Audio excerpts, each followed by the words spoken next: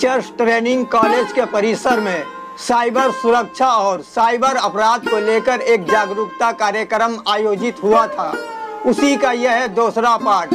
अगर आपने पहला पार्ट नहीं देखा है तो इस वीडियो के डिस्क्रिप्शन में पहले पार्ट का लिंक दे दिया हूँ, आप देख सकते हैं। आइए पहले देखते हैं दूसरा पार्ट।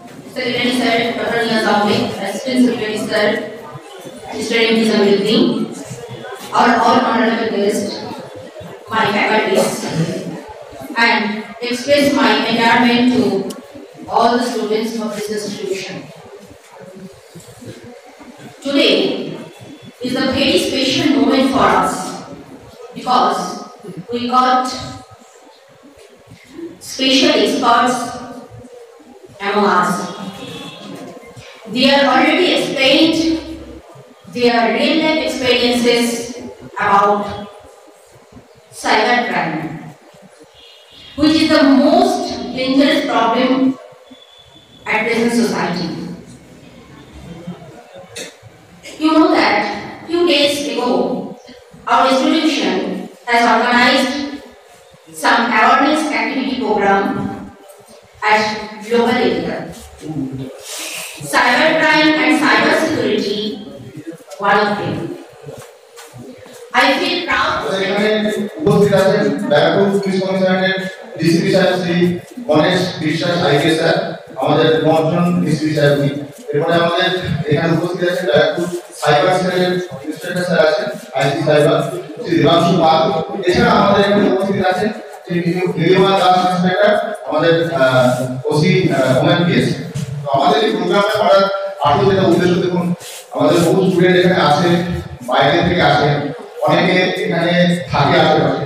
ওমেন সেফটি যাতে তাদের প্রপারলি পায়, আমাদের থানার আন্ডারে যদি কোনো সমস্যা থেকে থাকে তার সলিউশন আমরা নিশ্চয়ই করবো এবং তাদেরকে ব্রিফিং করা যে পুলিশ তাদের সাথে সবসময় আছে, তারা পুলিশ নির্ভয়ে তারা যাতে তাদের পড়াশোনা চালিয়ে যেতে পারে এবং ফিউচারে তাদের যা একটা প্ল্যানিং আছে করতে পারে, তার জন্য পুলিশ 24 ঘন্টা তাদের জন্য আছে, ওমেন সেফটি জন্য আমরা আছি। এছাড়াও এই প্রোগ্রামটা করার আরেকটা মেইন উদ্দেশ্য ছিল, সেটা হচ্ছে সাইবার রিলেটেড যদি কোনো প্রবলেম।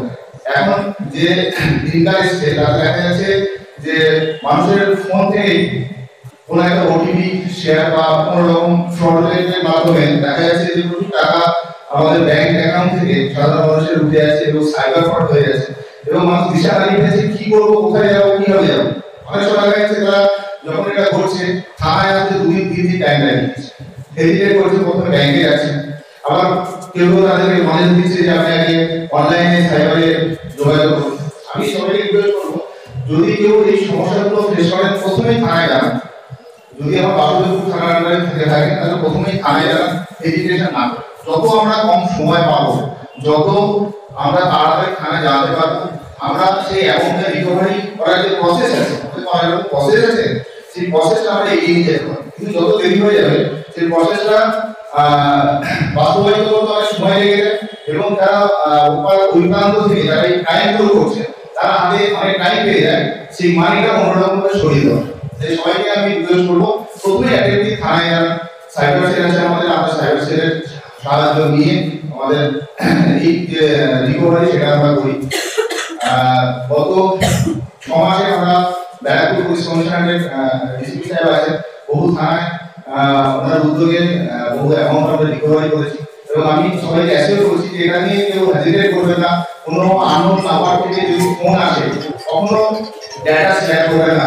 সেটা বলতে পারে আমি অমুক ব্যাংক থেকে বলছি, আমি এসবিআই হেডকোয়ার্টার থেকে বলছি, আমি মেন ব্রাঞ্চ থেকে বলছি।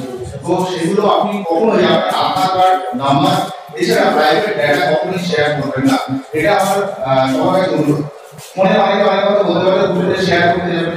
দ্বিতীয় হচ্ছে যে ওটিপি গুলো আমাদের ফোনে অনেক সময় আসে, যে আমি অমুক জায়গা থেকে বলছি, আপনি কিছু একটা পারচেজ করেছেন, ওটিপি গুলো শেয়ার করুন।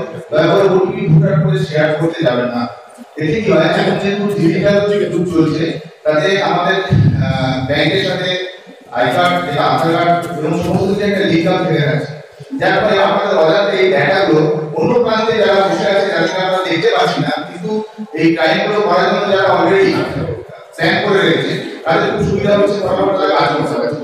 তো এইগুলো আপনারা এবং আপনাদের যারা বাড়িতে অনেক সময় গার্জেন থাকে তারা এতটা লেখাপড়া জানে না, তারা অনেক সময় দিয়ে দেয়, হেজিটেট করে যে কি করবো, আমাকে এখান থেকে এটা করতে বলছে, এই ওটিপি দিতে বলছে, বা অনেক রকম প্রলোভন দেখাচ্ছে, কি করবো, তাদেরকে বোঝান। আমাদের এই প্রোগ্রামটা করার মেন উদ্দেশ্য তাদেরকে যাতে আমরা আপনাদের চোখে তাদের কাছে পৌঁছাতে পারি যে এরকম যদি সিচুয়েশন আসে তাহলে তারা কি করবে, কারণ এখন তো প্রত্যেকের ব্যাংক অ্যাকাউন্ট আছে, কি করবে। অন্যদিকে মোবাইল সেফটি নিয়ে আমাদের ম্যাডাম তো আছে, উনি বলবেন। আমি দু একটা কথা জাস্ট বলতে চাই যে আমাদের এখানে যেমন বাসুদেবপুর থানা আন্ডারে এখানে আইএলটি কলেজ একটা আছে, এছাড়া আমাদের টিচার্স ট্রেনিং কলেজ আছে। আপনাদের অনেক স্টুডেন্ট আছেন যারা পানপুরের আশপাশে ভাড়া থাকেন, তাই আমি রাইট যদি ভুল না হয়, অনেকে থাকেন না, কারণ যদি চাই তাই তো তারা এখানে যে আসেন তারা কখনো ইনসিওর ফিল করবেন না।